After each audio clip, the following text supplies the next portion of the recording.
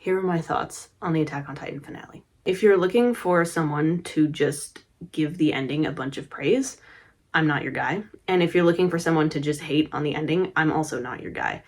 I think that some things worked really, really well, and I think that some things were terrible, and I think that there were some things that were just in between, and there were things that were good in theory but messy in execution and could have been a lot better. And it's only been maybe a week or two since I watched it, and I only watched it once, so maybe my thoughts will change or progress as time goes on. But overall, I was disappointed. I'm not gonna pretend like I could have made the perfect, no, never mind. I can pretend like I can make the perfect ending. But I'm gonna set a little bit of groundwork first, just to establish where I'm at with this show.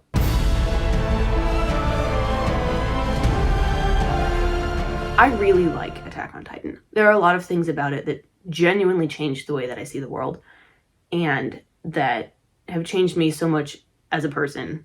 And so I really owe a lot to that story. So my criticisms in this video are coming from a place of love, because this is a story that has legitimately changed my life in the way that it challenged me to think about things and taught me so much about ethics and guilt and grief and forgiveness and what it means to be human and to find meaning through that. Like, genuinely, up until this very final episode, I felt like it was a show that never once missed.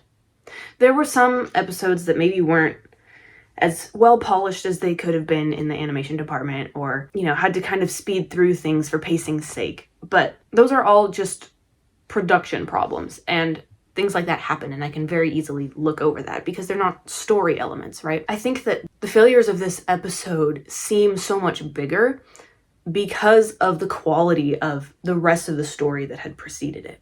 So watching this finale and being disappointed by it was just exacerbated by the fact that every single episode leading up to this had been really, really, really good. And so when the last episode fumbles, it seems way worse maybe than it actually would be if it was the ending to a show of less quality. For example, I don't like the ending of Naruto at all. But there's a ton of stuff that I don't like about Naruto that I think is dumb and bad writing and whatever. So I don't actually mind the ending of Naruto, because even though I don't like it, because it's consistent with the quality of the rest of the show. You know what I mean? That being said, as much as I love Attack on Titan, it does feature two characters that I have never felt more loathing for in my life. If Eren and Zeke Yeager have a million haters, I'm one of them. If they have one hater, I'm that one. And if the Yeagers have no haters, I'm dead. And I have for a very long time thought that the main trio of characters is easily the weakest and most boring part of the show. I think that all of the side characters and the complex ethical questions raised by the global political scale of the show far outstrip the focus that's put on our main trio of characters. So even though my critiques of this piece of media are coming from a place of love, my criticism of these characters will not be coming from a place of love. So let's go through the good, the bad, and the ugly of the Attack on Titan finale.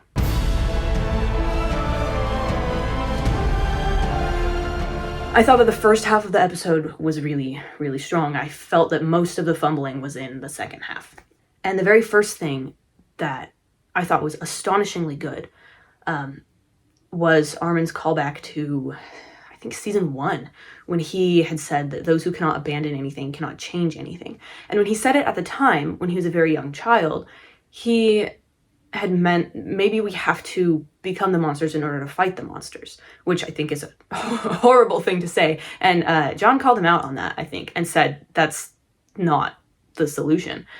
But when Armin says it at the beginning of this episode, that phrase has gone from meaning maybe I need to abandon my humanity to meaning I have to be willing to let go of my last shred of hope for Eren, because that's the only way that we're ending this thing. And I thought that was beautiful. I thought that was a remarkably poignant moment for Armin. But unfortunately, it kind of all goes downhill for him from here on out. The problem with Armin is that Armin has not done anything. He did not earn it. He was the one who got to live back in Midnight Sun. and everyone was pinning their hopes on him. And maybe that was unfair of everyone to put the weight of everything that Erwin had ever done onto Armin's shoulders. But when Armin has been foreshadowed to be like Erwin's second coming, that's an enormous mantle to wear. That's a mantle that Hanji crumbled under. And so what I mean when I say Armin didn't earn it, I was thinking of the scene at the end of Saving Private Ryan, right? Where they've saved Private Ryan, but everybody's dead. And Tom Hanks is dying. And in his last words to this boy that they all died to save, he says, earn it. Like, we sacrificed all of this for you. Now you need to go and live and make this all worth it. That was the way that the narrative was setting up Armin, but there was never any payoff. Even after Hanji made him commander when she died, which I think is ridiculous because Jean was showing much better commander capacity. And also the fact that she names him commander kind of never really comes up again in any importance. It's just there so that people can be like, oh, it's full circle because Erwin, and it's like, sorry. The more the show went on, the less I like Armin because I felt like the show was setting things up and never delivered on the payoff. Like, what do you do successfully in this finale? What do you do successfully? Quickly. He talked to Eren, but that didn't change anything. He punched him in the face and pulled his hair. Cool. He spent most of his time stuck inside the Okapi. And then at the end, he takes credit for what Mikasa did. He doesn't really do anything of substance. Levi was the one calling all of the shots. Levi was the one who was functioning as commander. Armin did not save the world. He did not come up with any good answer to everything that Eren did.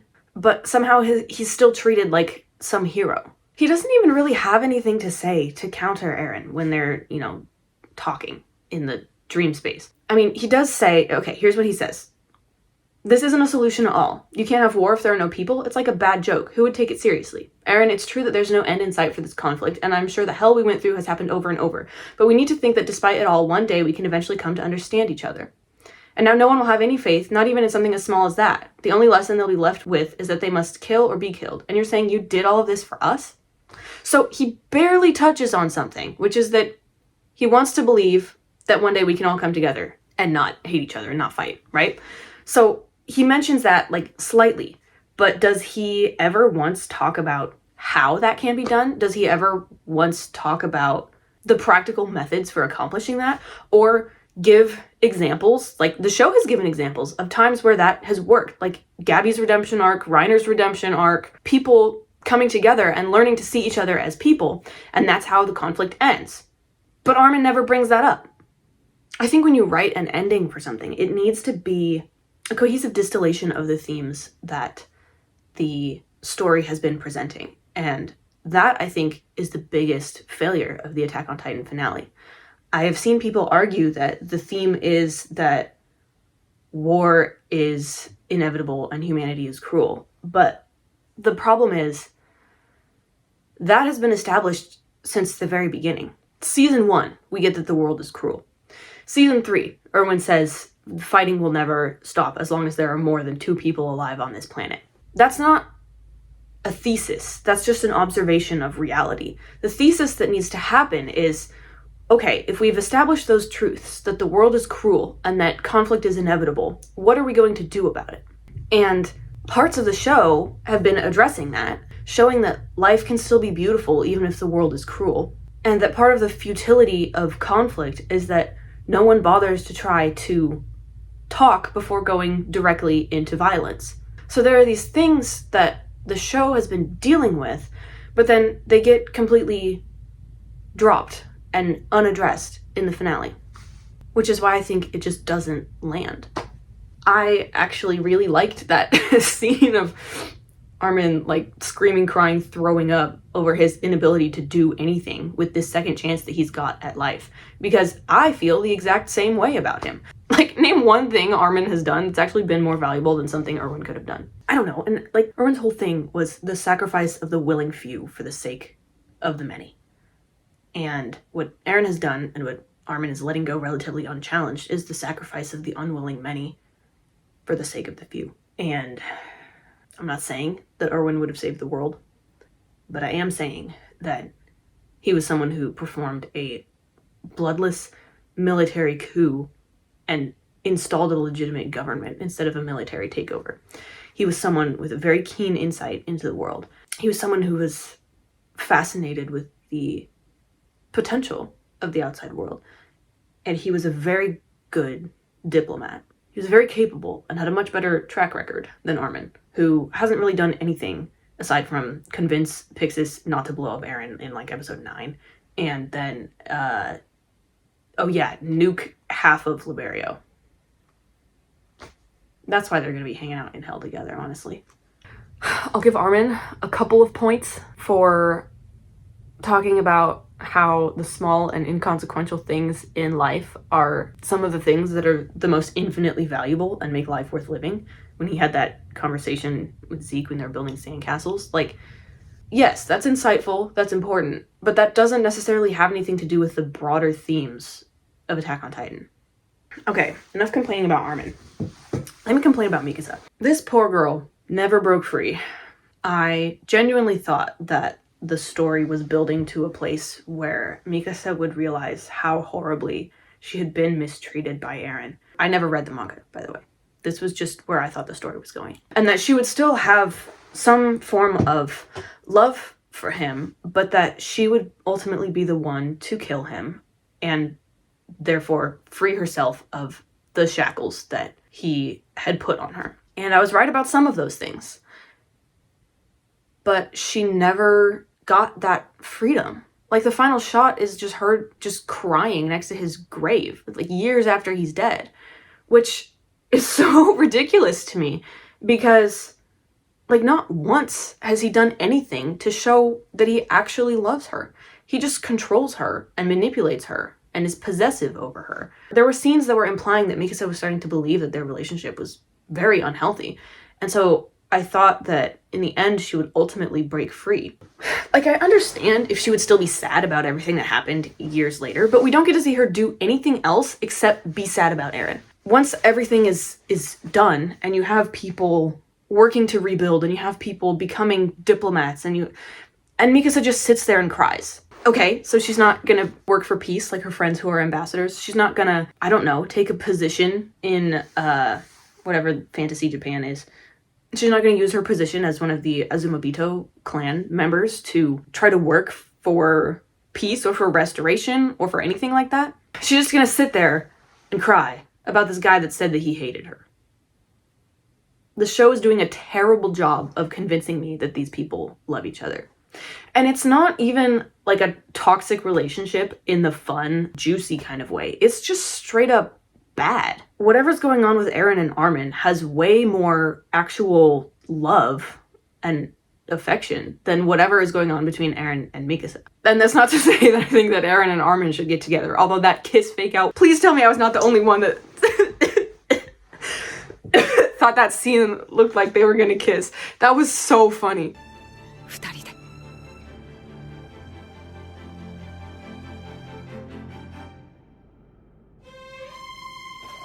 But it's just ridiculous when Eren is literally in the middle of committing a genocide and Armin is just like, hey, you're mean to Mikasa. Like, what? My guy's a genocidal maniac and all you guys can talk about is this girl that he likes but actually just wants to possess instead of actually caring for her. Not the evil that he perpetrated or his lack of growth or the way that he not once tried to avoid the outcome that's happening by asking for help.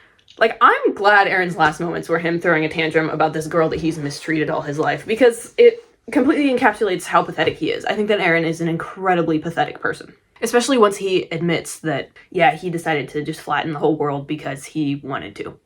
Like, he saw that it was going to happen and maybe tried to do a couple things to avoid it, but was so pissed off that there were people that existed that he was just like, yeah, they should all die. Like, what the... He says it was inevitable, but also that he wanted to do it. And I think that that becomes very, very messy because it's hard to have both. I do really appreciate how ridiculous they made Eren look in the end, that he's just some stupid guy who got way too much power and went berserk with it. Like, I think that's a very good component to the story, but you can't have that and also try to paint him as a hero. There's a difference between adding nuance to a situation and then just making things contradict each other. His actions just go unchallenged, and I think that's the worst part. If Armin had been able to supply some kind of viable alternative when he's talking to Eren, I think that it would have landed a lot better. For example, Eren says that he tried a bunch of things and couldn't affect the outcome, that the rumbling was always going to happen. But Eren only tried to do things that he personally could affect. If he had talked to Armin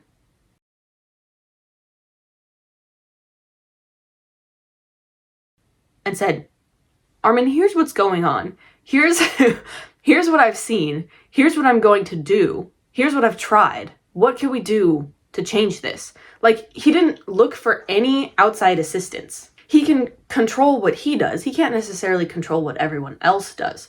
So if he had tried to change things by asking for outside help, maybe that would have worked. But he never would have done that because he wanted to do it anyway. So, like, what's the point of saying that it was inevitable and always going to happen if it was just something that you wanted to happen anyway? It just gets really messy. I think it's understandable that Armin and Mikasa would be sad about Eren dying, even if he is literally the worst person on the planet. But I was just laughing at that scene where Armin, like, starts screaming when he sees Eren's head. Because it was, what did you expect?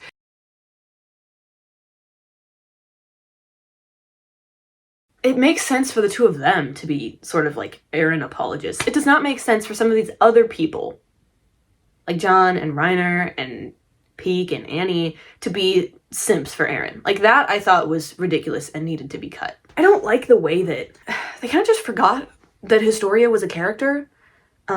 I did think that her baby was Eren's baby. I don't know if I was just on crack or if that had been insinuated and it was just a red herring. But I genuinely forgot that Historia existed until, like, the scene of her giving birth. And then I was like, oh, wait. Oh, yeah. I don't like the way that her story ended. Because everything with her and Freckles Ymir was, like, them learning how to live for themselves and not to be what other people wanted. And it just feels like Historia did not end up living the way that Ymir wanted her to. Living authentically. She seemed not happy about getting pregnant for the plan. She seemed happy eventually with her baby, but it didn't seem like a situation that she would have chosen for herself.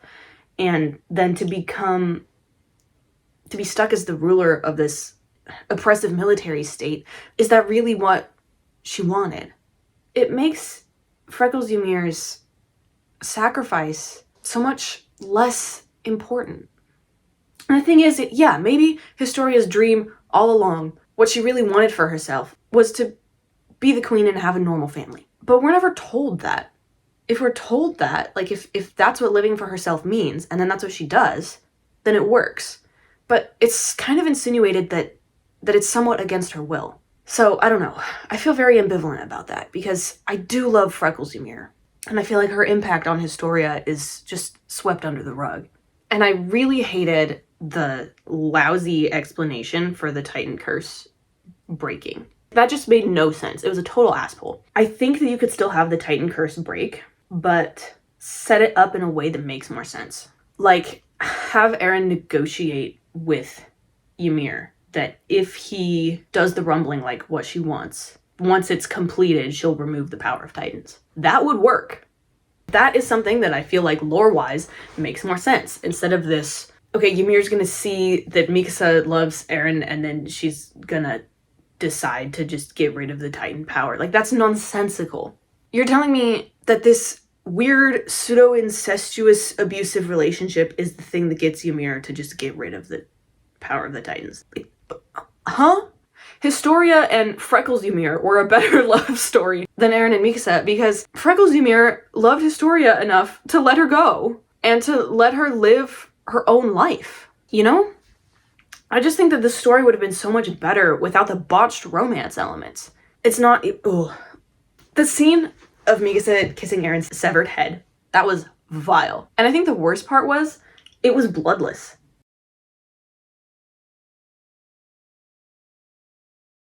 Attack on Titan has never shied away from the gore. So tell me why, when Eren gets decapitated, it's not like gross and bloody and gory. I would have loved to see like the blood pouring out as she kisses the head, or she's holding the head and there's just blood covering her. That would be so sick and gross and cool.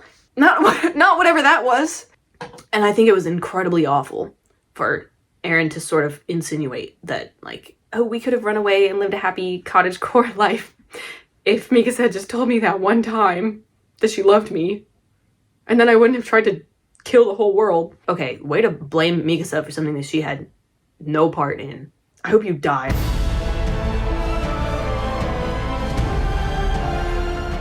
I just have to keep reminding myself that it's just a story. And whatever the ending is, or however I feel about the ending, it doesn't take away from or delegitimize the incredible components of the story that came before it and the impact that those things had on me. Gabby's redemption arc, Hanji's sacrifice, Erwin's last stand, John forgiving Reiner, Reiner learning how to live, all of that to me is so powerful and so profound. And even if I think that the ending was flubbed, it doesn't undo everything that came before it. Maybe it makes them seem a little less powerful in context, but it can't change the fact that Hanji's death made me want to live, and that Reiner and Gabby's redemption and forgiveness helped me to forgive someone when I thought I'd be carrying that weight with me for the rest of my life. And when I think about just how much this story has affected me, sometimes I wonder, am I making this mean more than it does? But I don't think I am. If there's a genuine change that this story has wrought in me, I'm not making it into something that it's not. That was real, and it was genuine, even if it is just a tale told by an idiot, full of sound and fury, signifying nothing. But the world is dark and cruel and chaotic, and a lot of things don't mean anything, but we can make it mean something. I learned that from Erwin, and everything counts a little more than you think, and it's through giving ourselves meaning, wringing meaning out of something that might be meaningless, that we get the strength to go on. Sorry about that. Let me talk about something a little less important to me.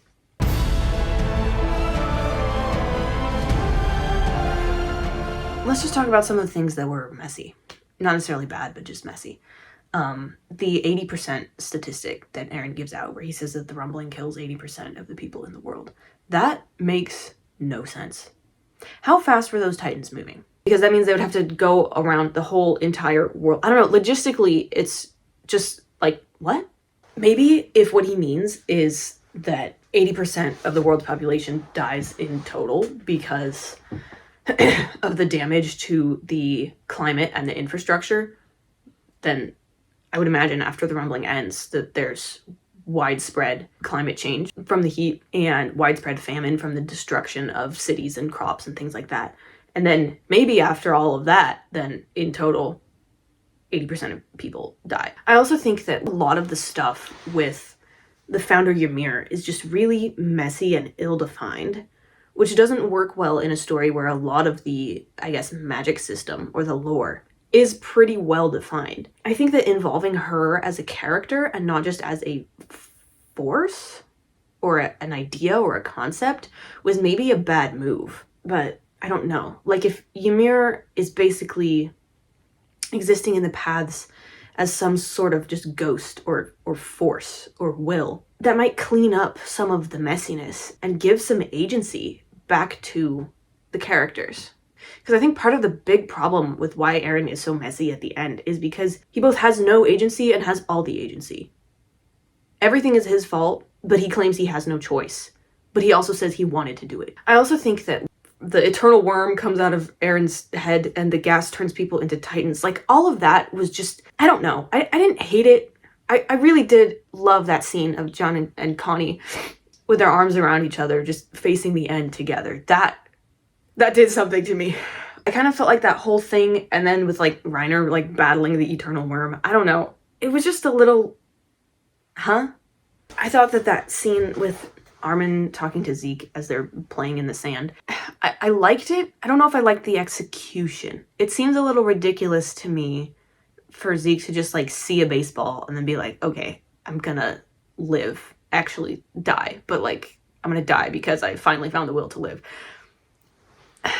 I like it, but it's just clunky. I feel like you could have made edits to the dialogue or something to just make it work a little better. I have seen some people complain about the fact that some of the past Titans came back. I will not complain about that. I love that. I loved seeing Berthold and Freckles Ymir and Porco and Marcel come back into themselves and then like fight on the side of our guys. I really enjoyed that. A thing that I didn't like, but I did like, as in I don't like that it went this way, but it makes sense that it went this way, and I think that was a good thing to show in the story, was how it showed that Paradise Island just became a militarized fascist state. Like, of course that would happen. Another thing that I hated, but I thought was really good for the story, is that Eren admits that he's the reason why his mom died. He killed his own mom. I was flabbergasted. And then I started hating him even more than I already had. That was insane, but I think it works so well, even though, like, I hate it. Ooh. Years ago, I had theorized that Eren was trying to turn himself into the worst person imaginable on purpose so that the world would unite against him. And I wasn't completely wrong in thinking that. But in what universe would attempting omnicide and destroying the whole world, not even knowing if your friends were gonna survive, how would that turn them into heroes? At first, I was like annoyed by it, but I think that it actually does work because that's not what Eren was actually thinking. He was saying that to try to like justify himself to Armin before he eventually admits, yeah, I just did this all because I wanted to, you know? So while at first I thought that's ridiculous, then I realized, oh yeah, wait, it's supposed to be ridiculous. Because he is a very unreliable narrator, especially the way that he's acting as if killing the whole world is this incredible burden to bear instead of just the actions of a depraved man who never emotionally grew past 9 years old and never was able to see other people as anything other than possessions or pawns. So yeah, so I did think that was dumb and bad at first. I came around to it because I realized that it's not the actual truth. That's what he's trying to make Armin believe.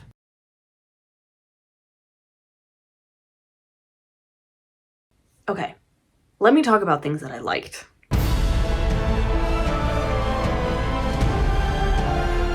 I want to start with Levi because I have nothing but good things to say about him. I could not believe just how incredible everything with him was handled. That man was missing an eye and 2 fingers and broke his leg, and he was still pushing through, taking charge and giving orders, and it was just incredible. And the fact that the last thing that we see of him is him giving sweets to children in refugee camps is just so perfect. Yeah, I could not believe how beautifully everything came together for him. I'm not kidding.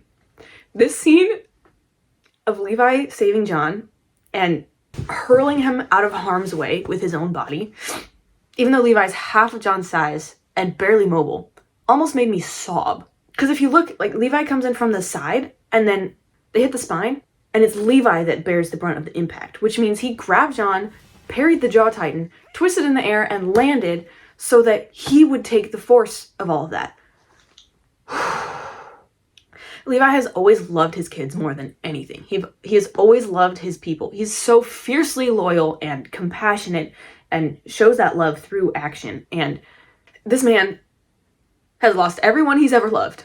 He's missing an eye and 2 fingers, and his leg is broken, and he is still calling the shots and protecting his kids, throwing himself in harm's way for John and Connie, and helping Gabby and Falco provide air support. And I cannot tell you how much I love him. And Levi reminiscing on his promise to Erwin and wondering if he's not going to be able to kill Zeke and not going to be able to fulfill that promise, and wondering if his time is up, if the time for the old guard has already passed, and maybe all he was supposed to do was just get those kids to the ocean and that's it. But then thinking that in all of this chaos and all of this evil, he can't imagine that this outcome is what everyone sacrificed their lives and their bodies for, and how the Survey Corps in days of old just dreamed of a world without Titans that was beautiful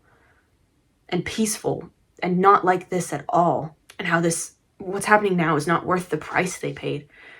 But despite all of that, he doesn't regret his decision not to save Erwin. That made me crazy. Because as much as I don't think Armin was the right choice, and that this finale proved me right there, I think for Levi, making that decision was not a purely practical thing. He did not save Armin because he thought it was the better idea. He saved Armin because it was time for him to let Erwin go. That whole monologue really got to me. Although I have to question, what is MAPPA doing to Erwin? What did they do to my man? They spent the entire DILF budget on Jujutsu Kaisen and there was none left for him. I don't know who that is. What did they do to him? I've been waiting for years and years and years for Levi to kill Zeke. And when it finally happened, I could not believe how quick it was. I felt so much relief, just for Levi's sake, that he was able to do this one thing. The one thing that he'd been keeping himself alive to do. It was cathartic. This episode just made me love Levi more than I already did, which I thought was impossible. Just every second of every day, he never misses, never falters, never acts selfishly, always takes charge to deal with the matter at hand. They don't make men like this anymore, okay? The sad thing about the parts that I didn't like about the finale is that they kind of affected the parts that I did like. I really thought that scene of Levi seeing the ghosts of his friends and loved ones crying as he salutes his commanders, that in isolation would have wrecked me. I would have been sobbing. But I think because it came on the heels of the messy conversation that Eren and Armin just had, it didn't really do anything for me, which is insane. Because, like, Erwin and Hanji are some of my favorite characters ever, and Levi. Everything that trio has going on is, like, everything to me. But the scene just didn't hit because of the context around it. But I don't know how to fix that. I don't know how you would chop up the scene of, like, Eren and Armin talking in a way that fixes the pacing of the episode. Because the second half of that episode just really dragged. And finally, perfect ending. The perfect ending for Levi. He said, forget all of your political nonsense. I'm going to stay far away from Paradise Island on the mainland because you are all obsessed with this genocidal dead guy and it's ridiculous. And I'm going to do something that actually matters and hand out candy and supplies to kids in these refugee camps and plant trees with Gabby and Falco, who are my new family. My notes say based and compassion build. Because Levi has always been about action. He's not someone that's gonna really be cerebral about something and get things done with his words. He has always cared so much for children, especially children in terrible spots, because they remind him of him. Because he was a kid in the worst place ever. What else did I like? Gabby suplexing Falco was so cute. I love that. I'm a firm believer that Gabby is the most important character in Attack on Titan. And I might make a video essay about that. Let me talk about how much I love John. That scene of John holding onto Reiner with one hand, not letting him fall, not letting him transform and get trampled, was so special to me. Because they were trying to kill each other so hard just a few episodes ago. But before that, they had each other's backs. They were two of the most reliable guys in the Survey Corps. And John is probably one of the people that has the biggest right to still hate Reiner. But John has always been the most noble character in Attack on Titan. And that scene of just John refusing to let Reiner die, refusing to let Reiner do something that might kill himself. And Reiner just having to trust that this guy that wanted him dead a little bit ago is not going to let him die, was so emotionally satisfying to me. Even though they both believe they're all going to die anyway, they're doing whatever it takes to just keep each other alive a little bit longer and make sure that they go down swinging together. And when John said, we're the Survey Corps and we don't know when to quit, Because Reiner was one of them too. And Reiner just going full force, like fighting like we've never seen him fight before, that was cathartic too. Because he spent this whole time wanting to die. And now finally, at the end of the world, he realizes that maybe he wants to live. And he's gonna fight for that. Because there are people that are counting on him. His mom is watching. His baby cousin is watching. And if the whole world ends, at least he did everything he could to try to stop it. Like, it's just such a good ending for Reiner. I have been rooting for him since day one to become a hero. The hero that he always thought he could be and the hero that he never thought he could be. Because the whole reason that all of this started in the first place, the whole reason Reiner busted through that door in Shiganshina is because he wanted to be the hero. And now the whole world is in hell. And now is the real time for him to be the hero. I love the way that the narrative just keeps picking up Reiner by the scruff of his neck every time he wants out and saying like, no, you don't get to die. You started this thing even if you didn't know any better. And you're not going to get the punishment you want for it even if you think you deserve it. It's up to you to do what you can to save the world now, because to lay down and die would mean that it's your fault that the world ends because you have the power of the Titans and you didn't fight back. And you have an insight into this conflict that no one else has. You're a warrior and you're a soldier. Not two separate people, but one person who is both. Put that armor back on. You can be forgiven. You can be a hero. You can make peace with people who were once your enemy. The whole world needs you, and uniquely you, to do this, because you're the armored titan. And most importantly, your baby cousin needs you to be her hero. And if all else fails, at least you will be the hero that holds her hand while the world ends. And I think that's beautiful. Incredible, show-stopping, groundbreaking, no notes. So yeah, Attack on Titan has made me feel the full spectrum of available human emotions. I apologize for the person that I become when I talk about Attack on Titan, because it's ridiculous how much this series has meant to me. Thank you for watching, thank you for listening, and I'll see you for whatever video I decide to make next. Bye!